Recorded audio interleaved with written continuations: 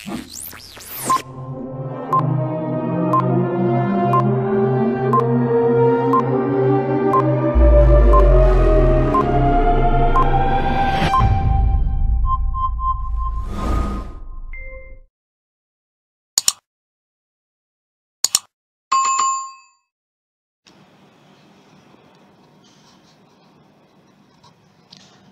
selamat bertemu di perkuliahan perpajakan 2. Saat ini kita akan masuk ke materi 1, yaitu cara menghitung pajak. Cara menghitung pajak ini merupakan bagian yang sangat penting karena akan mendasari pemahaman untuk materi selanjutnya, baik PPh 23, 24, 25, 29, ya, sampai dengan koreksi fiskal nanti, untuk menentukan berapa pajak terutangnya. Oleh karena itu, ketika saudara nanti menguasai bagaimana cara perhitungan pajaknya, maka untuk materi selanjutnya tidak akan kesulitan. Cara menghitung pajak, ada 3 hal yang perlu kita pertimbangkan dan akan kita pelajari, yaitu yang pertama adalah untuk menghitung pajak penghasilan final atau PPh final. Yang kedua, untuk menghitung pajak NPPN atau norma perhitungan penghasilan neto. Dan yang ketiga adalah menghitung PPh pasal 17 dan 31E Undang-Undang Nomor 36 Tahun 2008 berkaitan dengan PPh badan. Ini masalah fasilitas dan non-fasilitas. Sekarang kita akan masuk yang pertama adalah PPh final. Sesuai dengan pasal 4 ayat 2 Undang-Undang Nomor 36 Tahun 2008, yang masuk dalam kategori PPh final adalah yang pertama penghasilan bunga deposito,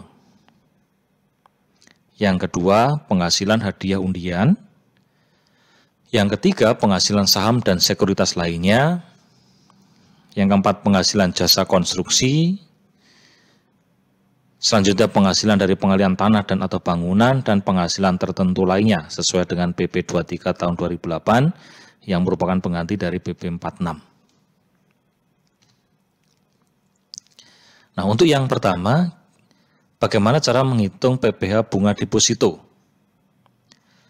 Sesuai dengan Peraturan Pemerintah Nomor 131 Tahun 2000, JOKMK 51 Tahun 2001, tarif PPh bunga deposito adalah 20% dikalikan penghasilan bruto. Dikecualikan untuk yang diterima bank, dana pensiun, bunga tabungan kepemilikan rumah RSS, tabungan atau deposito di bawah 7 juta. Contohnya, Tuan A memiliki tabungan di bank dengan saldo rata-rata bulan Januari tahun 2020 adalah 450 juta. Bunga yang diberikan oleh bank yaitu 9% per tahun. Pertanyaannya, berapa pungutan PPh pada bulan Januari tahun 2020?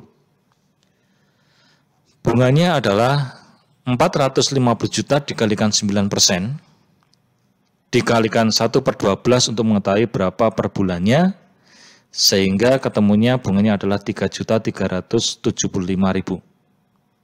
Maka PPh atas bunganya adalah 20%, kalikan 3.375.000, ketemu Rp675.000. Lalu untuk menghitung PPh final atas hadiah, sesuai dengan PP nomor 132 tahun 2000, tarif PPh hadiah adalah 25% dari penghasilan bruto. Contoh, Tuan B mendapatkan hadiah dari brand X senilai 10 juta. Pertanyaannya, berapa PPh yang dipungut?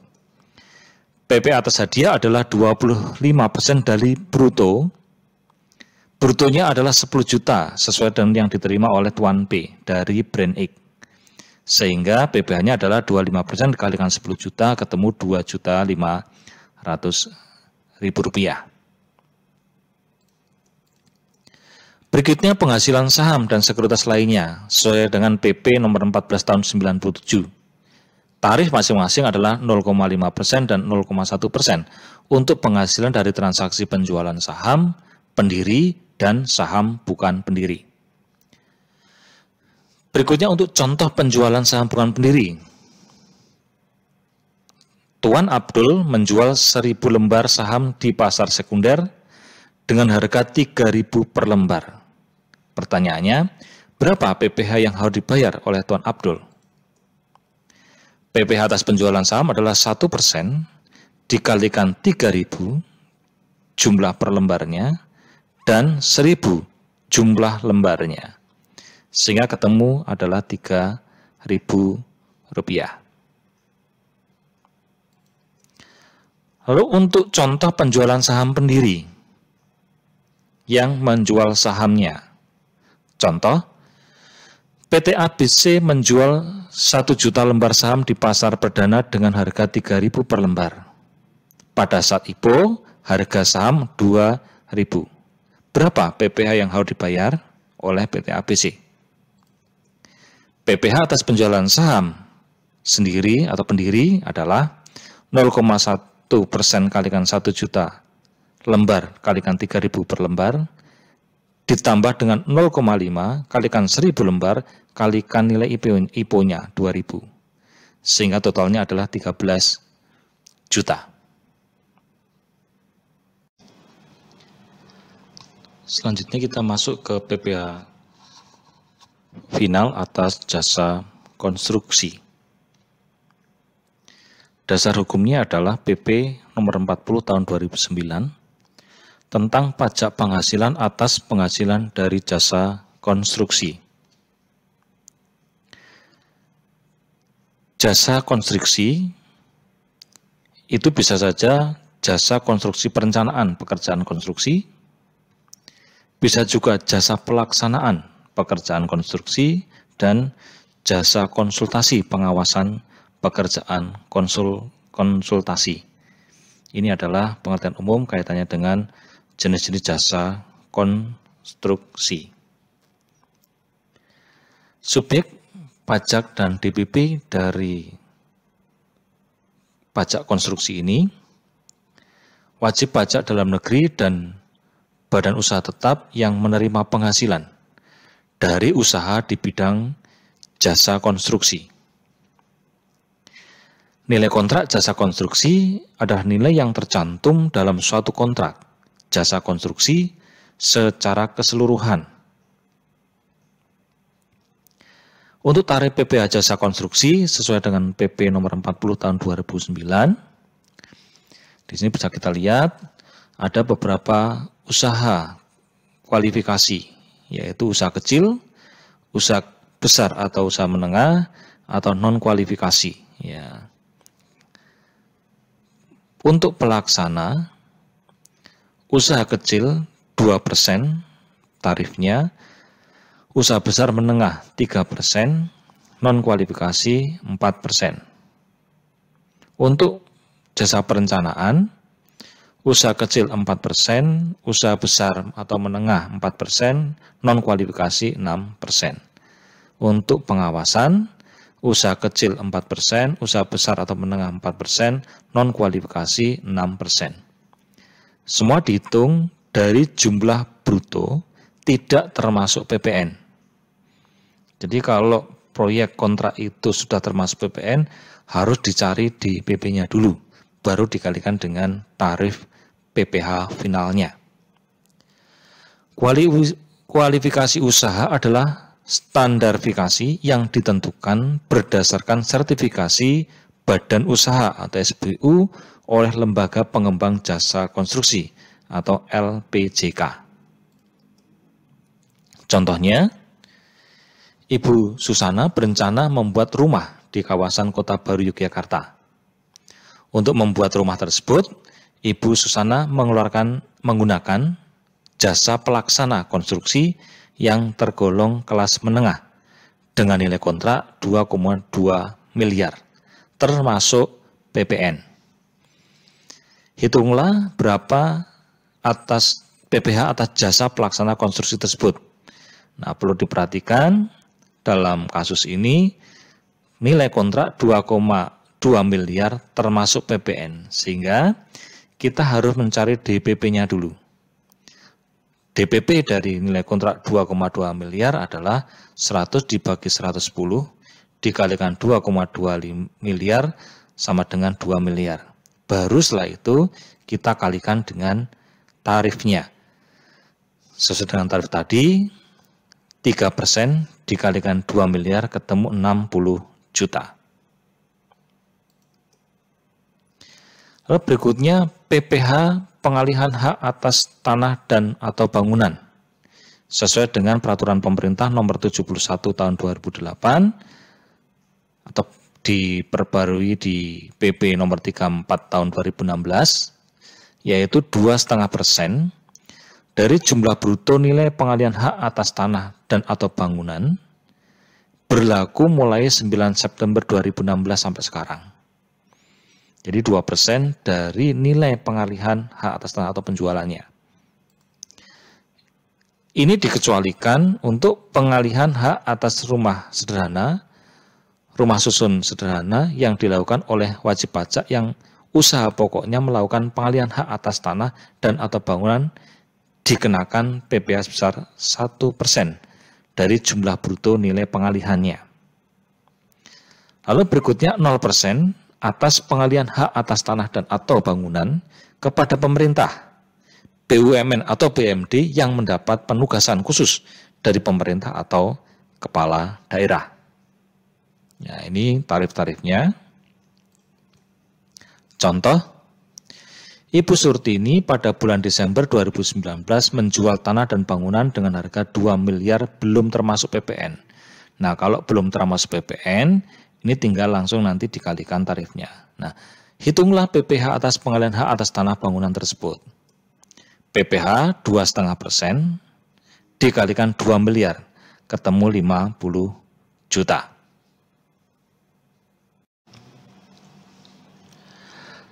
Berikutnya kita akan masuk ke perhitungan pajak untuk PP 23 tahun 2018.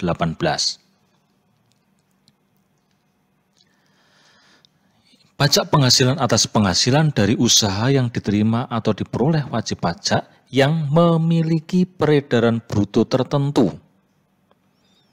Nah, di sini pengertiannya adalah tidak melebihi 4,8 miliar dalam waktu 1 tahun pajak. Peredaran bruto tertentu seperti apa? Kita akan jelaskan berikutnya. Ya, atas penghasilan dari usaha yang diterima atau diperoleh wajib pajak dalam negeri yang memiliki peredaran bruto tertentu dikenai pajak bersifat final yang dalam jangka waktu tertentu. Tarif pajak penghasilan yang bersifat final tersebut sesuai dengan PP 23 sebesar 0,5% dari bruto. Ya. Yang tidak termasuk penghasilan dari usaha yang dikenakan PPh final pasal 23 PP 23 tahun 2018 adalah penghasilan yang diterima atau diperoleh wajib pajak orang pribadi dari jasa sehubungan dengan pekerjaan bebas. Pekerjaan bebas. Pekerjaan bebas itu apa saja? Nah, setelah ini kita akan jelaskan. Lalu berikutnya penghasilan yang diterima atau diperoleh di luar negeri yang pajaknya terutang atau telah dibayar di luar negeri. Berikutnya, penghasilan yang telah dikenai PPh yang bersifat final dengan ketentuan peraturan undang-undang perpajakan tersendiri. Penghasilan yang dikecualikan sebagai objek pajak. Wajib pajak memilih untuk dikenai PPh pasal 17. Jadi kalau dia sudah wajib pajak memilih menggunakan pasal 17, dia tidak dikenakan untuk menggunakan PP 23. Wajib pajak badan yang menyerahkan jasa jenis dengan jasa berhubungan dengan pekerjaan bebas. Dan wajib pajak badan yang memperoleh fasilitas PPh. Ini tidak dikenakan PP 23 tahun 2018. Lalu yang melakukan pekerjaan bebas itu seperti apa? Contohnya adalah umpamanya pengacara, lawyer membuka kantor pengacara, akuntan, arsitek, dokter, konsultan, notaris, PPAT, pejabat pembuat akta tanah, penilai, aktuaris. Bisa juga bintang film, bintang sinetron, bintang iklan, sutradara, kru film, foto model, peragawan atau peragawati, pemain drama, penari, ya, olahragawan, penasihat, pengajar, pelatih, penceramah, penyuluh, moderator. Ini adalah hal-hal yang berkaitan dengan pekerjaan bebas. Bisa juga pengarang, peneliti, dan penerjemah, agen iklan, pengawas atau pengelola proyek, perantara, petugas penjajah barang dagangan, agen asuransi, distributor perusahaan pemasaran berjenjang atau penjualan langsung, dan kegiatan jenis lainnya. Ini juga bagian dari pekerjaan-pekerjaan bebas yang dilakukan. Lalu wajib pajak yang memiliki peredaran bruto tertentu yang dikenai PPh final, yaitu wajib pajak orang pribadi, wajib pajak badan berbentuk korporasi, persekutuan komandir, firma atau perseroan terbatas, yang peredaran bruto tidak melebihi 4,8 miliar dalam 1 tahun pajak. Jadi peredaran bruto tertentunya yang dimaksud adalah peredaran yang tidak bruto yang tidak melebihi 4 miliar 800 atau 4,8 miliar dalam 1 tahun pajak.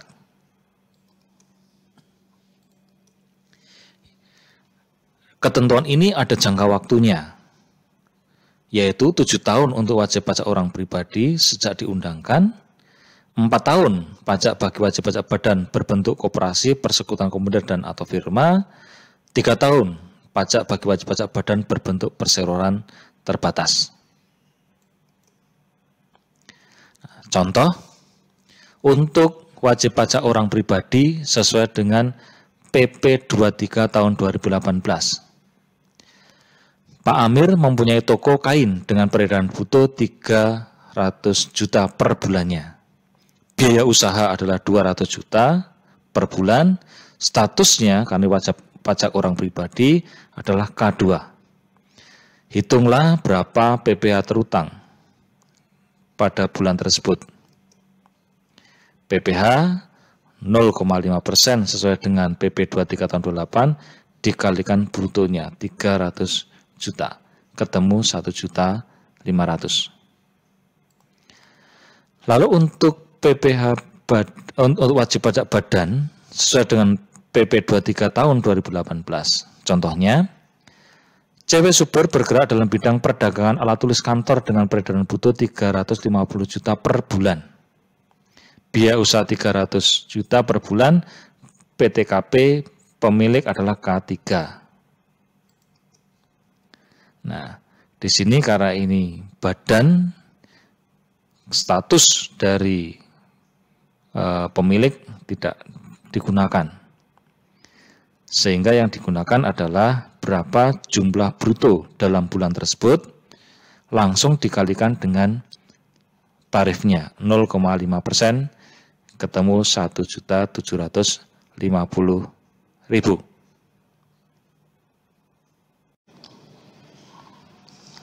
Selanjutnya kita akan masuk ke perhitungan pajak dengan menggunakan norma perhitungan penghasilan neto atau NPPN. Untuk menentukan penghasilan neto, siapa yang bisa menggunakan NPPN adalah hanya wajib pajak orang pribadi. Syaratnya adalah peredaran bruto dalam 1 tahun kurang dari 4 miliar 800. Lalu memberitahukan kepada Dirjen Pajak dalam jangka waktu 3 bulan dari tahun pajak yang bersangkutan. Jadi ketika akan menggunakan tahun tersebut menggunakan NPPN, harus memberitahukan kepada Dirjen Pajak. Ya, paling lama 3 bulan sejak tahun pajak tersebut dimulai. Lalu berikutnya, apabila tidak memberitahukan, dianggap memilih pembukuan. Walaupun persyaratan terpenuhi, dia bisa menggunakan norma perhitungan penghasilan itu, tetapi tidak memberitahukan, maka pemerintah atau Dirjen Pajak menganggap bahwa yang bersangkutan menggunakan pembukuan. Lalu ketika wajib pajak orang pribadi ingin menggunakan norma perhitungan penghasilan itu, wajib menyelenggarakan pencatatan. Nah, wajib pajak bila wajib pembukuan tetapi tidak bersedia memperlihatkan pembukuan atau pencatatannya, atau wajib pajak dianggap menjalankan pembukuan tapi tidak sepenuhnya melaksanakan pembukuan, atau wajib pajak ingin menggunakan NPPN tetapi tidak melaksanakan pencatatan, maka penghasilan itunya akan dihitung dengan menggunakan NPPN atau cara lain yang ditetapkan oleh Kementerian Keuangan.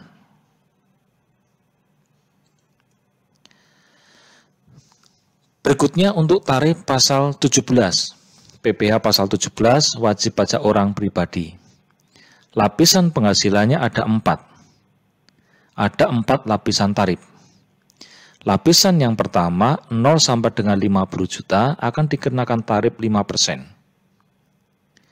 Tarif kumulatif lebih besar dari 50 juta sampai dengan 250 juta dikenakan 15%.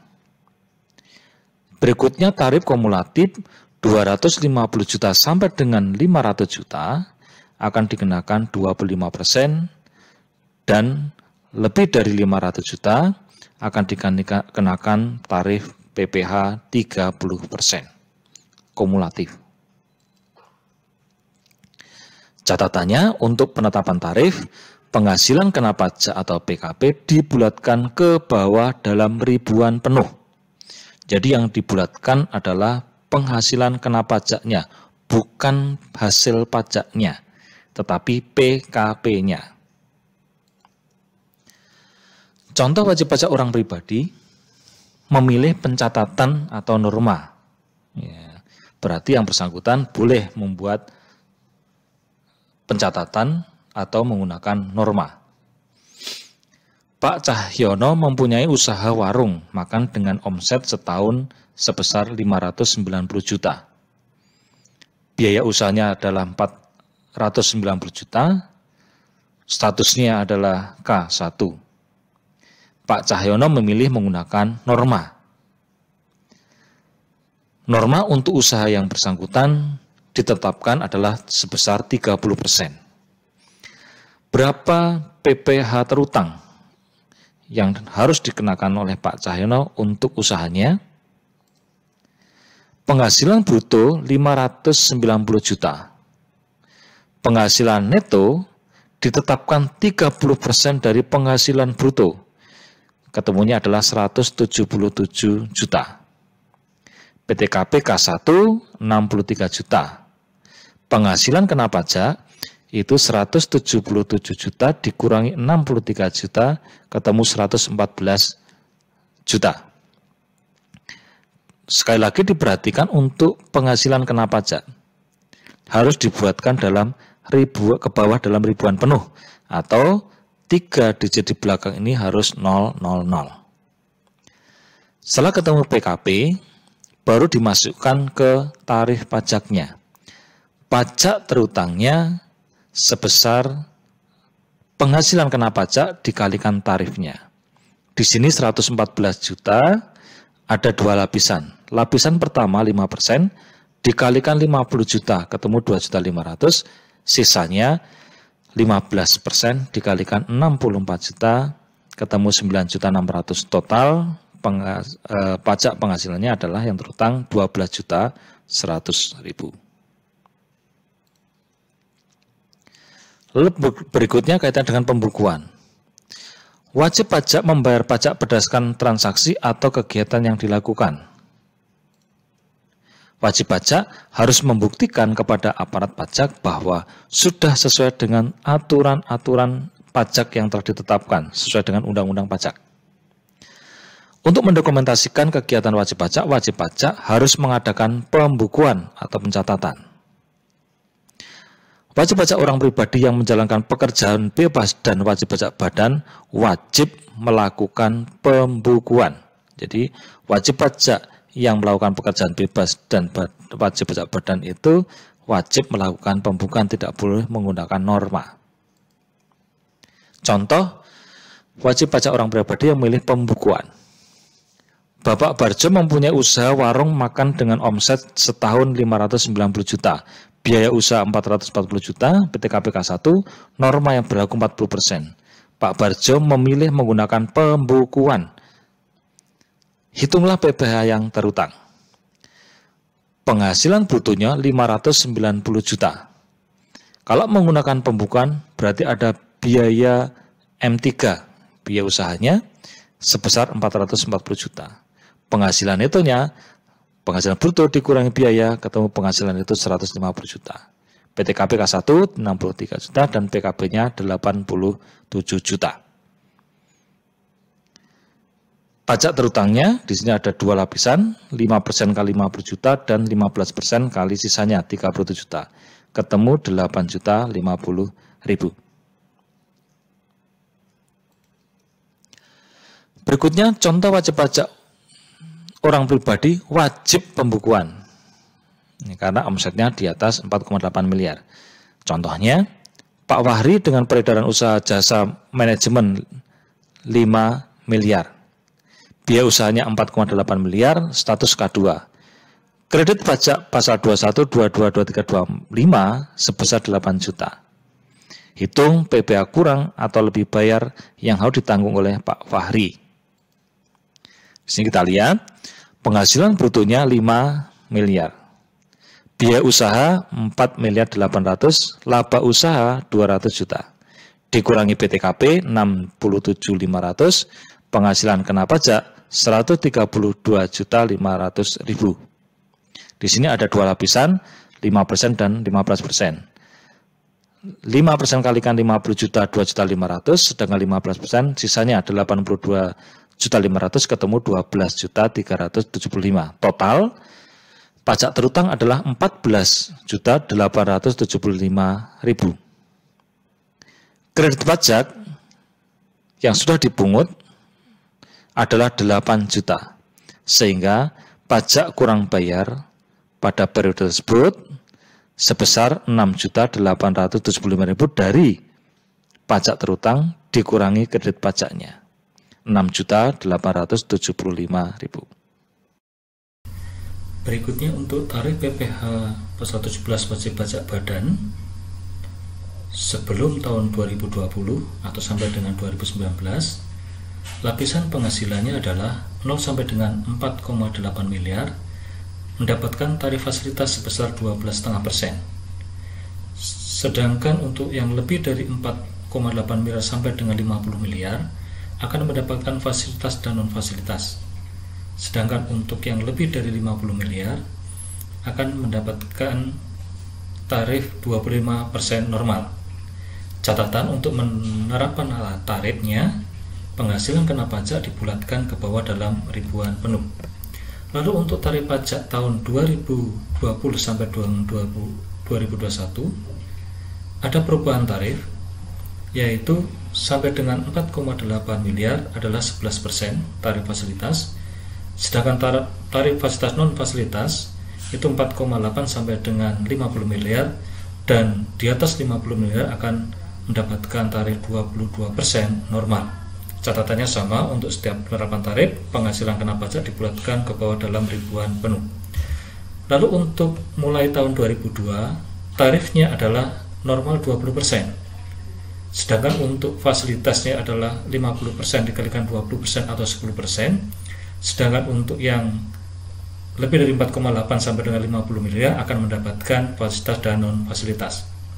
Nah, berikut ini akan kita lihat cara perhitungan atau latihan-latihan contoh soal untuk tahun 2019 atau sebelum tahun 2020. Contoh tarif fasilitas yang di bawah 4,8 miliar. CVABC dengan peredaran usaha 4 miliar memilih melakukan pembukuan. Biaya usaha 3 miliar, norma perhitungan 30%, PTKP pemilik 2K2. Hitung PPh terutang. Peredaran bruto 4 miliar, biaya usahanya 3 miliar, laba usaha atau PKP-nya 1 miliar. Pajak terutang dapat fasilitas 50% dikalikan tarif normal 25% menjadi 12,5%. Kalikan 1 miliar PKP-nya. Sehingga pajak terutangnya sebesar 125 juta. Berikutnya untuk contoh tarif fasilitas dan non-fasilitas. Yang peredaran brutonya lebih dari 4,8 miliar sampai dengan 50 miliar. Contohnya, CVABC dengan peredaran usaha 7,2 miliar, biaya usaha 5,1 miliar, norma perhitungan 30%, PTKP pemilik K2. Hitung PPh terutangnya. Kita lihat, peredaran bruto 7 miliar 200 juta, biaya usahanya 5 miliar 100 juta, laba usahanya atau PKP-nya 2 miliar 100 juta. Kita hitung tarif fasilitasnya. Cara menghitung tarif fasilitas adalah 4,8 miliar dibagi dengan peredaran brutonya dikalikan dengan PKP-nya. 4,8 dibagi peredaran bruto dikalikan laba usaha atau PKP-nya, ketemu 1 miliar 400. Tarif non fasilitas adalah sisanya 7,2 miliar dikurangi 4, miliar dibagi 7,2 miliar kalikan 2,1 miliar, ketemu 700 juta, sehingga totalnya 2 miliar 100.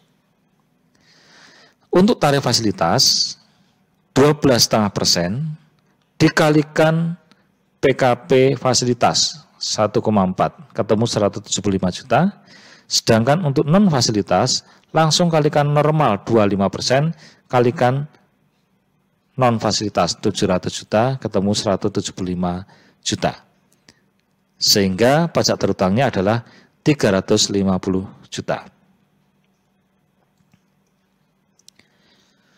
Berikutnya contoh wajib pajak badan untuk wajib pajak untuk tarif normal ya, yang peredarannya di atas 50 miliar.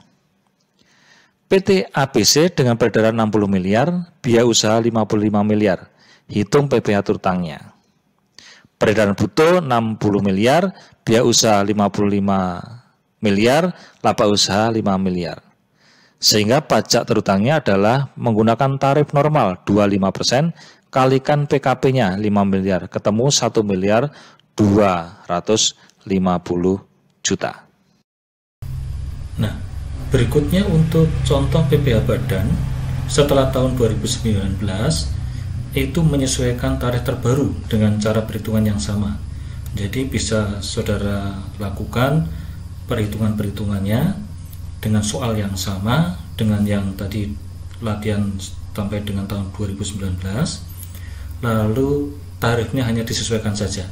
Saudara bisa melakukan simulasi untuk tahun 2021 dengan angka-angka rupiah yang sama.